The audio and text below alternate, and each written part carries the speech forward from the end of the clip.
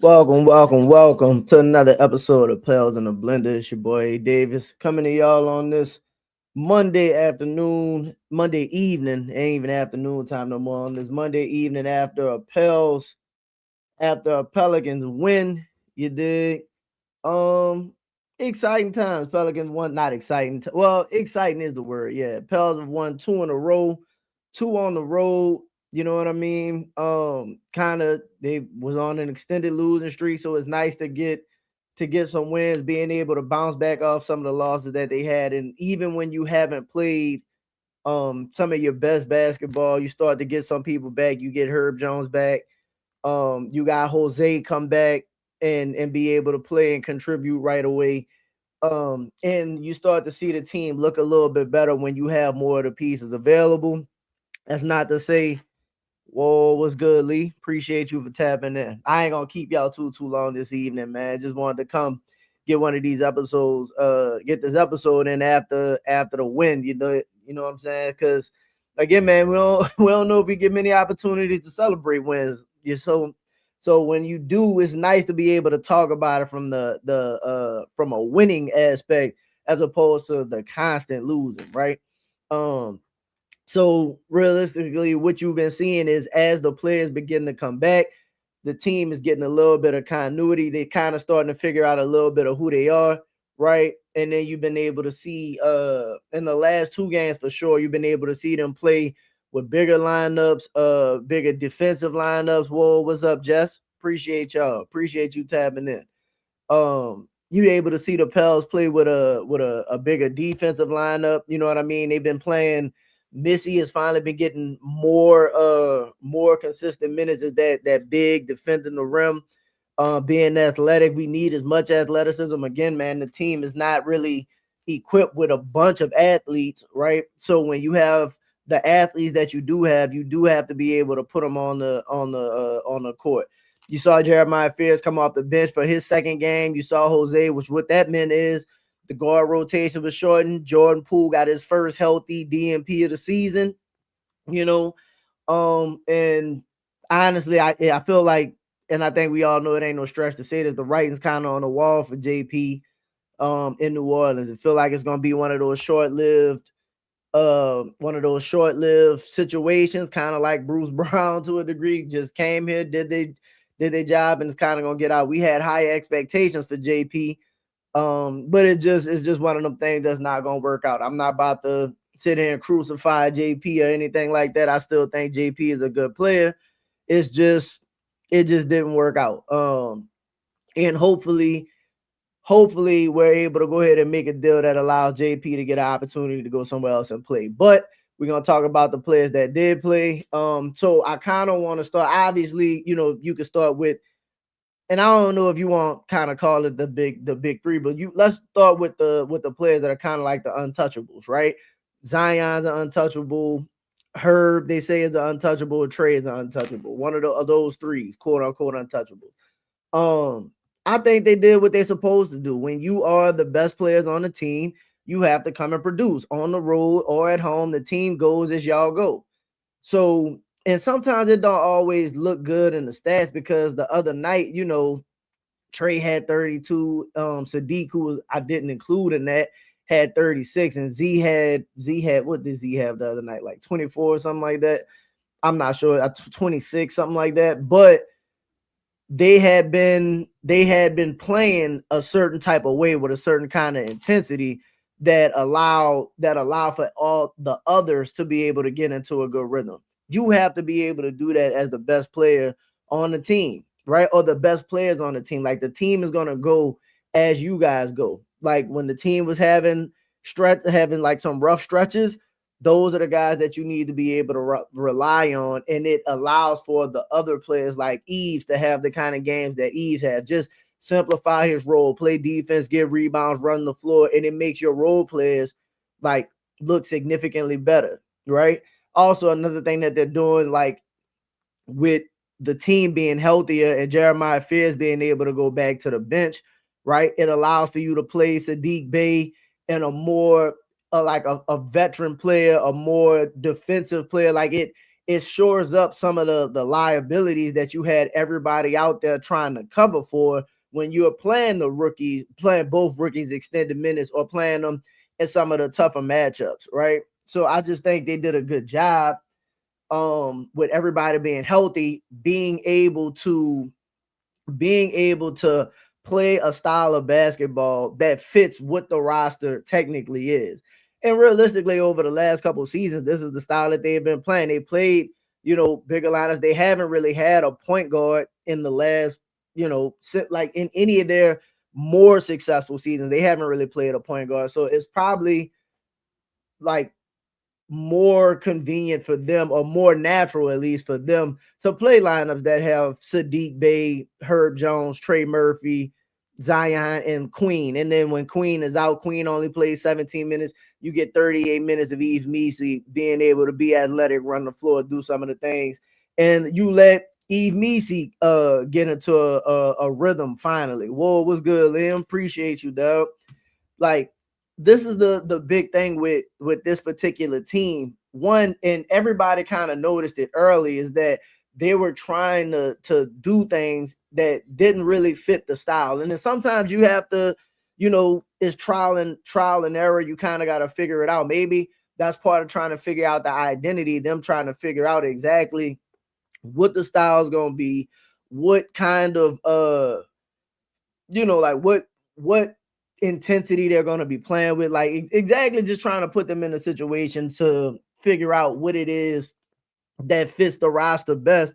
And it's hard to do that when you're not healthy. One, it's also hard to do that when certain people aren't playing well. It's hard to trust players when they aren't playing well. But you get Sadiq Bey slide more into, a primary role player. They kind of know what they got from Sadiq Bey, so they're trusting him more as the season went along. Herb Jones is back, defensive anchor for the team. But also I think Herb is kind of like, if you notice, they've been playing like point Herb more throughout the game since he's been back, which kind of fits him. And I also think it gives him a clearer opportunity to like have the ball and be engaged with the offense, but he's not overly looking for shots because he's playing more like, I feel like when players are playing like more off ball, right, and not primary decision makers, like anytime you touch it, you might feel like you have to get a shot up because you don't necessarily know when you're going to get an opportunity again. With Herb, at least that's how I'm looking at it, where Herb kind of running more of the point, or at least the last couple games, with him kind of, directing the offense in times, it kind of gives him an ease, you know what I mean? And it allows him to facilitate, allows him to make the game simple, allows him to play more a style, I think, that's beneficial for him and for them.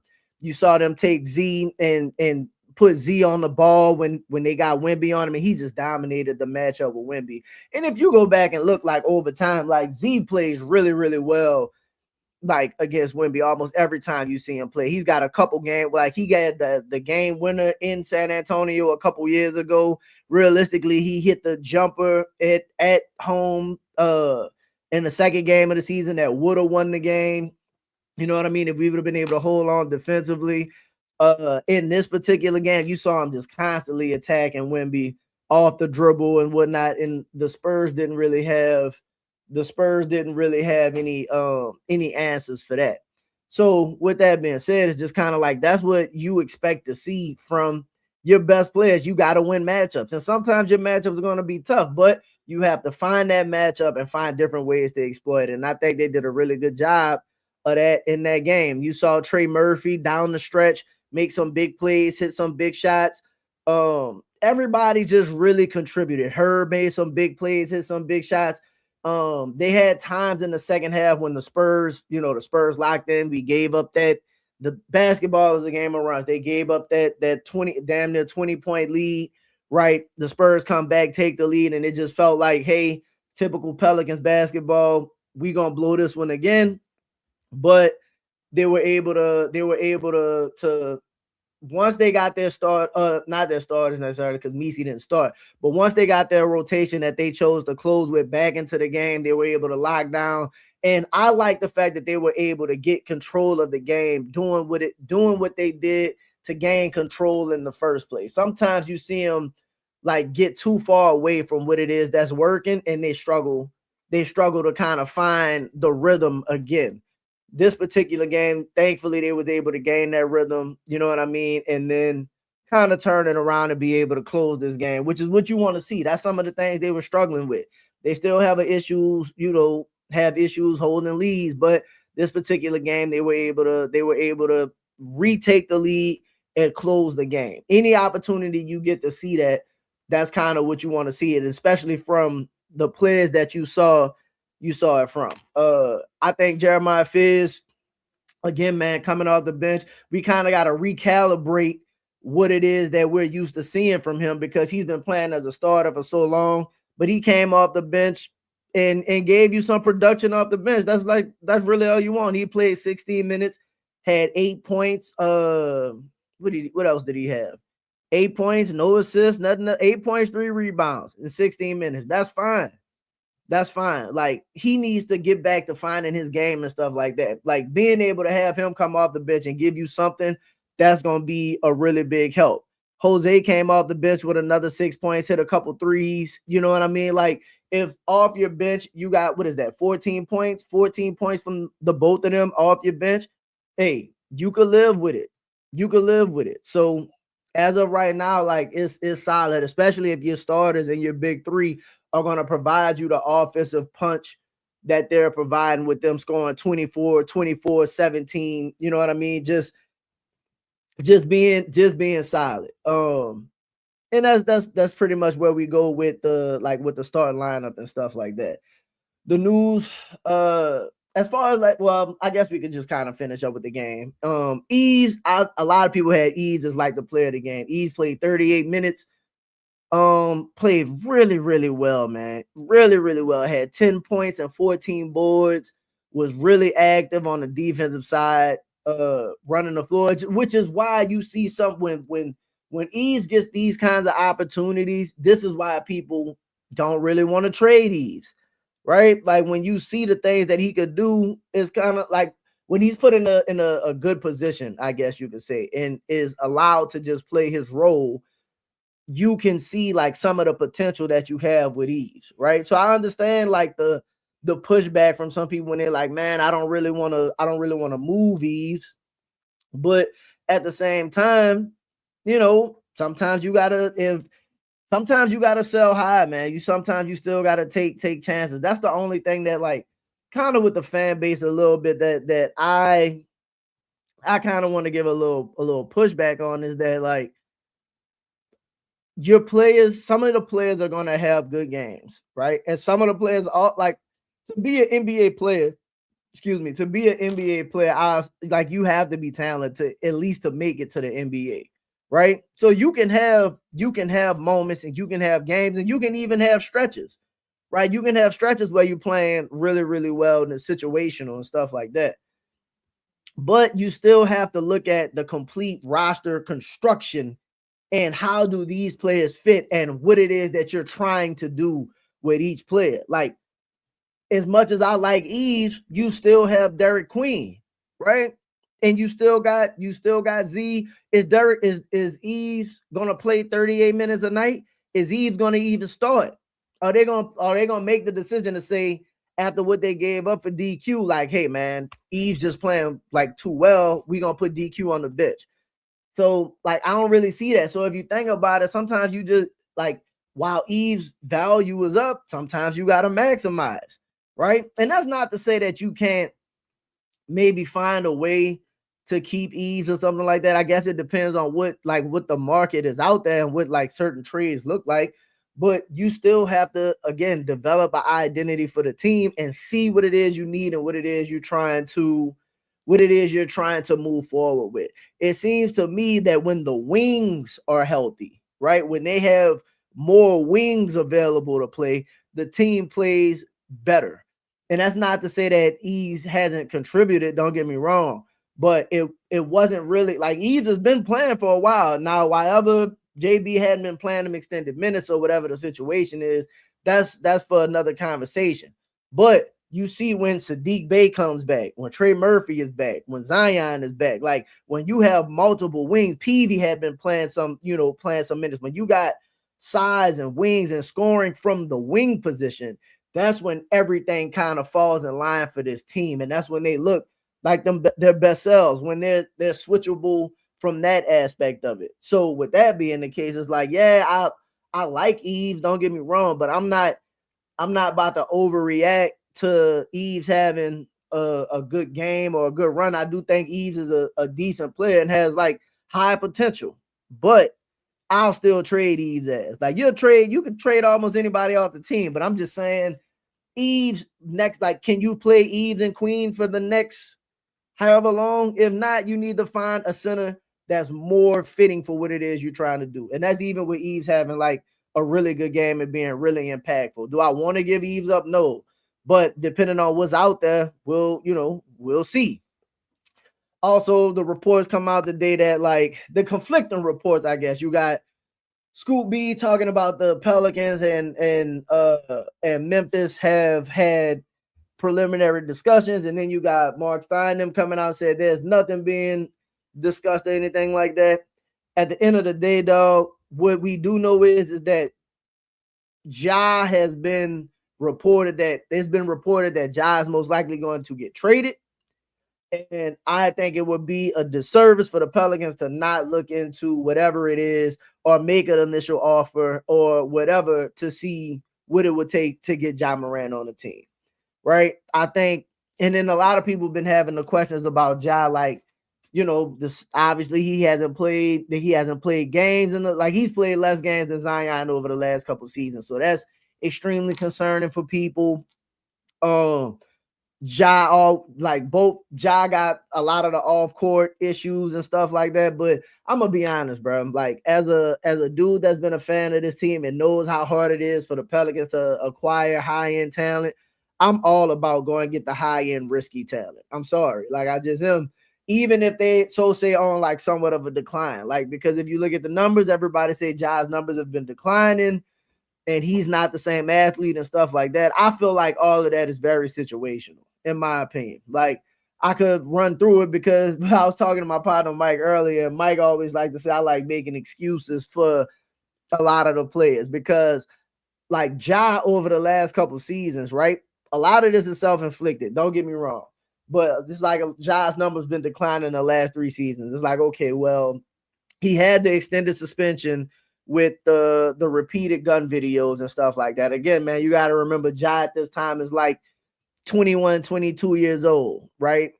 Again, like not making an excuse, very young man going through a lot of the maturing and stuff like that. Some of the same situations with Z, but both of them got their own issues. But he suffers the suspension, right? Suffers the suspension, comes back, and then I think that was the same year that he got hurt, came back and immediately got hurt, missed the season.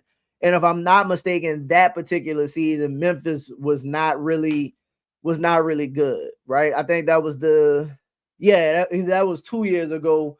Like they weren't really a good team, so it wasn't really no reason for Ja to be playing. Then he was kind of like in and out of the lineup and stuff. And Ja does suffer a lot of injuries and stuff like that too. So he's in and out of the lineup, but Memphis is typically solid enough to be able to withstand Ja not being there because of their structure and whatnot. That's just a really solid team. But towards the end of the season, it was a lot of, going on to where they ended up firing their coach before the season even ended. And Taylor Jenkins had been a pretty quality coach, or at least had shown to be a quality coach, and they fired Taylor Jenkins. So Ja ended up getting hurt in that playoff series against OKC. Then comes back this year and start the season. Obviously, he didn't do much with the preseason and stuff like that. Comes back, starts playing, suffers another little nagging injury. But they've been in conflict all season about whether Ja is going to be there or not going to be there. So I'm not saying that there's no excuse for Ja not to be on the court. Ja has been hurt a lot. Ja has been suspended, and Ja had a lot of stuff going on. But with all of that being said, I'm absolutely taking I'm trading for Ja. I'm sorry. I believe in the second chances. I believe in multiple chances, especially when you're an athlete, man. If you not from like a personal level or nothing like that, but at the same time, it's like, bro, as long as you play You know what I mean? Like people willing to give you more opportunities. If you produce, that's just what it is. And it's not necessarily like my logic or nothing like that, but that's just the way that the sports world works. Like that's just the way that it goes, unless you do something obviously like way over the top, then at that point it's beyond the game. But for like for people being like, man, Ja barely plays, and it's kind of like, yeah, well, it's because Ja barely plays that you have an opportunity to get Ja, and you just have to hope that when you get him, you get the stretches where he's motivated, he's locked in, he's focused, and you get the best version of him or a better version of him. Like you may not get you may not get the athletic I think the athletic young version of Ja that they had, but that don't mean you're not gonna get elite point guard. That don't mean you're not getting one of the best players in the league. So I think that's kind of where it works. And shout out to Liam. I think being here with Z will bring the best out of him, and Fizz can learn how to play the same kind of archetype. Jack averaging 9-ish assists, I believe. Like a lot of people saying that Ja can't that Ja don't like Ja don't still have it or whatever. Ja game is diminished. I think a lot of that is like motivational. Like to be honest, I think it's situational because it was reported that he wasn't really a fan of the coach. It was reported that he didn't really like the moves that the organization was made because he wanted them to go more all in towards winning, similar to what Minnesota did, right? Minnesota saw Ant becoming Ant and was like, shit, we going more all in on taking the step or going to the next level. And you seen what they did. They went and got Rudy Gobert, and they still had Karl-Anthony Towns. They brought in Mike Conley, and they go to 2 straight Western Conference Finals. Even getting off when they moved Cat and brought back Julius Randle, they still Western Conference Finals. So they gave them an opportunity. Like Memphis had done that, right? Like Memphis, like Bane is gone, Dylan Brooks is gone. A lot of the players that were there to help build that culture is gone, and it's not like they just supplemented it with like top end talent. So if I'm Ja, of course I'm a little upset when I feel like our team is on the rise. Ja we good in the West, number 2 in the West, and they suffered some injuries, and then it hasn't worked out. But Memphis is on a completely different timeline. But I think if you bring Ja here, motivated Ja with Z, you know what I mean? Like I think it would give you an incentive really to keep Z, because I can't imagine you bringing in Ja and then trading away Z. The two things don't seem to align to me. So if you go into a season or if you go into games like when Ja's available, like you just saw Ja a couple the last time he was on the court in the games when they played in London, when he gave Memphis 26 and he gave Orlando 26 and whatever, you know what I mean, got them up out of there. And then in the games that he's played throughout the season, like a lot of people like, well, it was, again, me and my dog Mike was arguing. I'm like, bro, first game of the season, man ain't have no training camp, no nothing. Come out, let everybody know he's still him. Give Herb Jones a cool 33, right? A cool 33. And it was like, all right, just show y'all that I'm still the guy, right? And then they continue to go on like with whatever situations that Memphis had going on. They proceed to lose the next couple games. Ja get hurt, blah blah blah. But he had been hurt coming into the season. I think if you bring Ja to New Orleans, shout out again to you, Liam. Him and Z motivated, his partner or whatever. I think you get the wing/guard version of the Boogie and AD, but it's similar in that way to where you get a guy who's cool with somebody. You got to remember AD and Boogie got the Kentucky connection, right? Both of them went to Kentucky bigs, you know what I mean? Top picks in the draft, and not Boogie was a number 1, but you know what I mean? Like top, high end lottery picks. Ja and Z, same place, played on the same AAU team, 1 and 2 in the draft. Like both of them got like off-court issues. I'm sure they got the relationship with Joe Dumars. So like, though, if you give me Ja, Z, and Trey going into the season, and especially if you could do that deal without giving up anything of substance, and I hate to say trading trading JP and DeJounte isn't of substance, but like DeJounte will probably never play again for this team. If there are no more injuries, Jordan Poole probably not coming off. Like Jordan Poole probably not gonna play no more. Like realistically, so you got to find some kind of way to manage that money. That's $50 million. I'm sorry, $60 million that's refusing to play and that you're not going to play. So you got to be able to manufacture that money into something of substance. Like even if you're gonna say Ja, not Ja, like you're not playing JP. Like that's just what it boils down to. So like you almost have to make that damn type of move to get it that way. Exactly. First CP and D West, then AD and Boogie, now Z and Ja. And I think Z and Ja are on better timelines.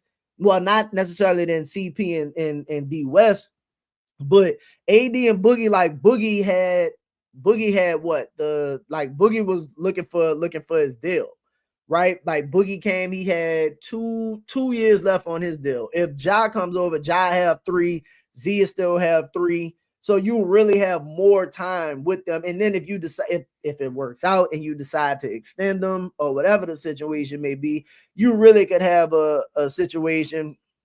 Yes, Boogie wanted money, AD wanted the chip. Absolutely. But sometimes you can play for whatever you want. Two things, like we still got to play for the same goal.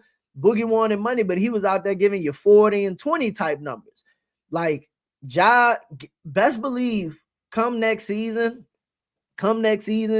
when Zion, and this is kind of like where I'm at. Again, I think this season for everybody is just really an evaluation. They're trying to figure it out. They're trying to figure out an identity. They're trying to figure out who fits, who doesn't fit. All of this is experimentation to a degree. And they just haven't had the luxury of like the injuries and stuff like that. They haven't had the luxury of consistent coaching, training camps, all of that. So it's just a situation where we'll see. But if you bring Ja in next year and Ja like having 2 years left on his deal, right? And then Z having 2 years left on their deal, it's in that second, like the 2-year mark where most players really ball out to try and get the money.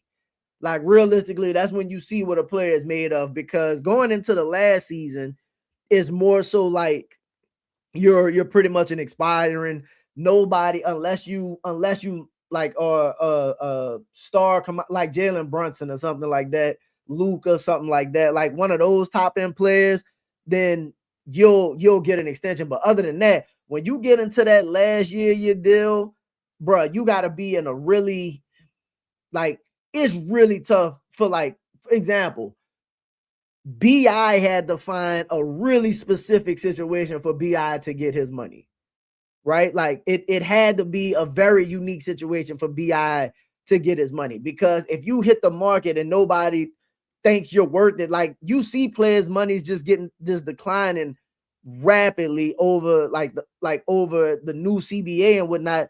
People not offering you the same kind of money that they were offering you before, unless you're willing to go, like unless you Trae Young willing to go to the Wizards. You dig? And I'm not saying that you shouldn't be able to, but shit, Ja to the Pelicans is like Trae Young to the Wizards. Like if you come and you look like the Ja, anything like Ja, they wouldn't have no reason to not give you your money, especially as the young PG comes along down the line. But in the second year, typically of people's deals, that's when you see them try to become the best versions of themselves, because that's when you go into the offseason and you really negotiate. Most people don't like playing on the last year of their deals. Trading for Ja is the fun move. It's a step in the right direction, but it's still an inferior option than building a roster through the draft. I agree that they should look at building a roster through the draft, but I don't know.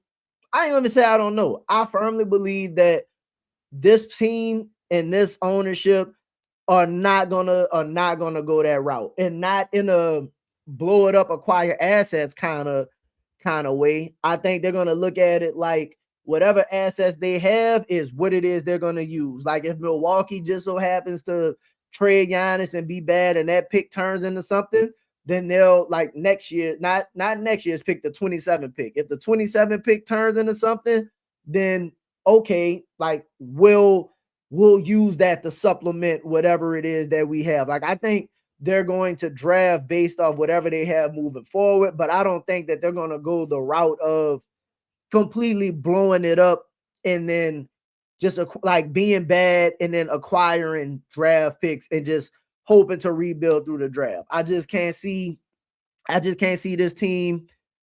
I can't see this team doing that. I was telling the BKM guy that I'd be so down for a New Orleans East lineup.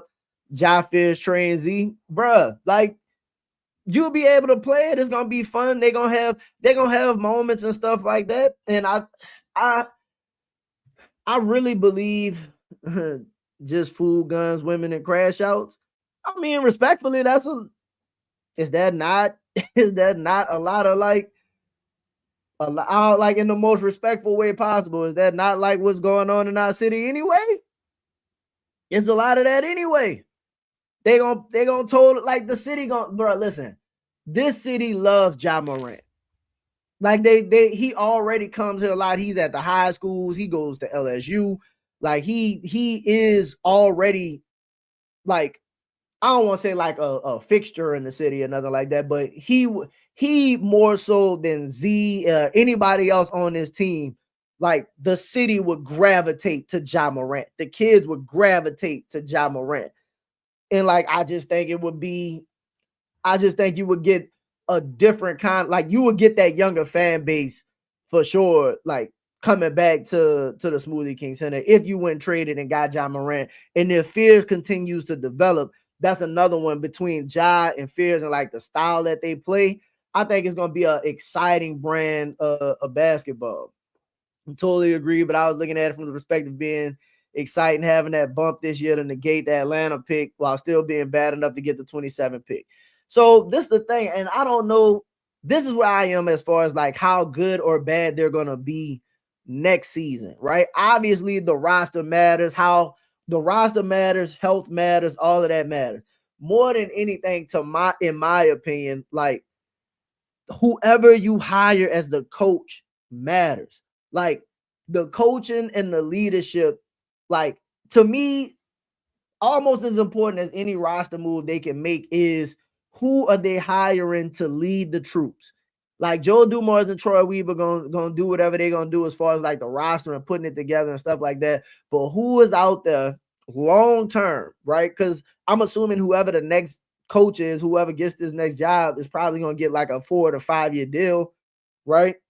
And that's not to say that they make it the 4 to 5 years, but whenever they hire the next guy, you have to assume that that's going to be your guy leading the troops, regardless of whoever is there, whether they decide to tank or not necessarily tank, whether they decide to play for the rebuild and the draft picks, or whether they decide to do more of a reboot, you know what I mean, and then go that route. But whoever they hire as the coach moving forward, I think lets you know more so what it is that you'll be looking towards. Because if you get a really good coach and then you make some decent roster moves, I'm not saying that you're gonna be like a top team in the West or nothing like that, but you could absolutely compete for the playoffs if you had Ja, Z, Trey, Herb, the people they say they're gonna keep, Queen, Fizz, and Queen on year 2. You know what I mean? And then you take some of the other moves, right? I don't know what you're doing with Missy, but maybe Missy in year 3, if he's still here. You turn Hawkins, Jose, Looney into something, into some Carlo with another season. I don't think I can't make the argument that that's a 50-win team again. I just can't do it. But do I think you should be worst team in the league? I don't think they should be worst team in the league. And I think a quality coach will be able to do that. Like, what do they do with Sadiq Bey moving forward? Like, if Sadiq Bey is like your 8th man, you know what I mean? That's not a bad 8th man. So I just think we have to, like, there's 2 stretches, in my opinion, that matter. These last couple weeks before the trade deadline, do they do anything and do they make a move, right? And if they don't, what is the move that's made in the offseason? Who is the coach, right? Who is the coach? And depending on the coach you hire, that will determine what moves it is that you decide to make. And if you go You know what I mean? If you go this route, right, and you blow it up, you blow it up in the offseason because the players that you're talking about right now, like Herb maybe might be worth more now than he will in the offseason because a lot of players think that a Herb Jones could help get them over the hump. Again, man, the West isn't great to me. The East is wide open to me. Like Detroit looks like the best team, but I don't necessarily know if I trust Detroit come playoff time. So anything can happen if you make one or two moves. So it's just OKC and everybody else. Don't get it twisted and think that OKC still not the best team just because they done lost some games and stuff like that. Like that's still, in my opinion, the best team in the West. That don't mean that they can't be had. That J Dub injury is pretty significant to me. Like, do they try to make a move to supplement the J Dub injury and not knowing when he'll be back or whatever the case is? So with all that being said, man, like there's smoke around like the Ja Morant moves. Who knows what's gonna happen with that? If it's me, I'd absolutely, like, I'm of the mindset you make the move now because, like, if you don't acquire Ja Morant now, I don't think that's a player that you could get in the offseason. There's gonna be way too many teams that's like probably more open to giving up compensation. Draft picks will be like more solidified. So it's kind of like, instead of like draft picks being an idea, you'll know exactly where people are slided. I think you just got to do kind of what you got to do and make that move right now, and kind of lock it in to where you have an idea what you look like next year and kind of give yourself somewhat of a direction and start working towards that. Now, if no moves are made, then it's kind of like, you go into the offseason a little deflated and you just waiting on to see who the coach is, because we know the roster won't be good enough to significantly win, right? So it's just you waiting. But with that being said, man, that'll be all for the day, bro. Good shout out to them for winning 2 games in a row on the road. The next game they have is against OKC. And I posed the question, I guess, to everybody else. If they were to win on the road against OKC, it does not really change much of what they've done for the season. The season is still a loss, in my opinion, right? But if you have quality wins over teams, like when you're healthy-ish, right? Healthy-ish.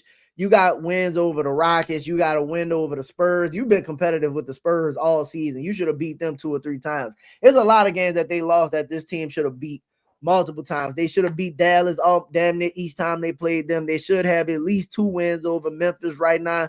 You lost that game to the Bulls after beating them twice. You probably shouldn't have lost them games to the Bulls. You were in the game with the Knicks. Like, you should have had wins over Minnesota. Like, they've been competing with a lot of teams, and like recently, like everybody gets blown out every now and then. So like, don't act like we just the only team that gets blown out. But they hadn't really gotten blown out lately for a while, which is a good sign, which means they're competing. They just still struggle to close games. As the team has gotten healthier, they've looked a little more. They've with and again with the limiting the minutes of the rookies has helped.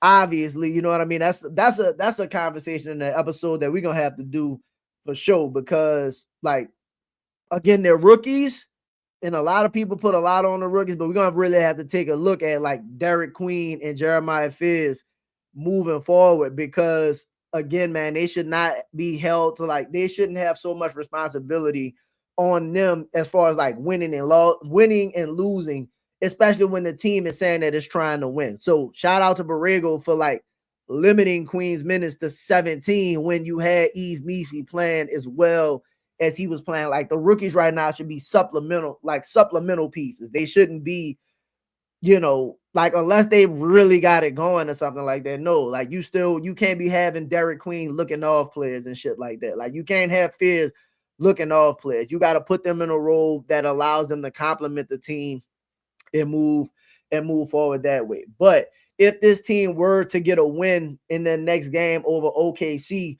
would that make you feel different about the roster or the players at all? Or would you look at it more so like, hey, they just so happen to get a win over a good team?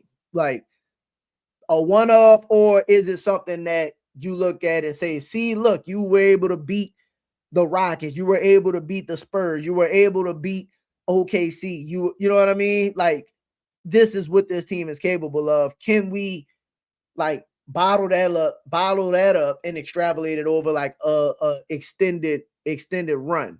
I still have zero hope that this team can consistently put it together and get into the play-in. I would love it, but like that's another like episode I didn't have, because you seen the Clippers just Kawhi decide like that. Like when they, and you know what? Here's a question, because we talked about bringing in CP3 for his reunion. Were the Clippers right in letting CP3 go? It seems like it. Like, respectfully, that's really the only move that they made. They sent CP3 home. They were like 6-20 something when they did it. And now they done climbed into the 10th seed. Kawhi started being great. Harden, is Harden, but they players started playing more up to their capability. But was it as simple as sending Chris Paul home for them to turn it around? And if that's the case, is there a move like that for a team like the Pelicans that's just that simple? Like, is it as simple as, hey man, the rookies don't need to play as much? Is it as simple as you just need, and I hate to put it this way, but like you need Herb Jones and a couple of these players to just be healthy? So I don't know. That's just kind of like the question that I've been asking myself after watching like the scope of the league and how like the Clippers have turned it around. Obviously a completely different situation, but watching like Memphis and their structure and how they still fighting for like the playoffs and close to 500. And then you see Dallas with their young core, like still kind of battling and whatnot. Like that got me thinking about J Kidd as a coach and stuff like that. And then like when I got our situation, I'm just like, bro, I don't know exactly what it is that we like. I haven't figured out exactly what it is. Is it as simple as, Herb Jones being available because the team is, like a little better than 500 when he's available, but I've seen Herb Jones be healthy and they look awful. I've seen Herb not close games and stuff like that too. So it's still it's just not as simple as one player like Herb Jones. But again, because if Herb was healthy and Z was out, this should be looking different. So we can't just put it on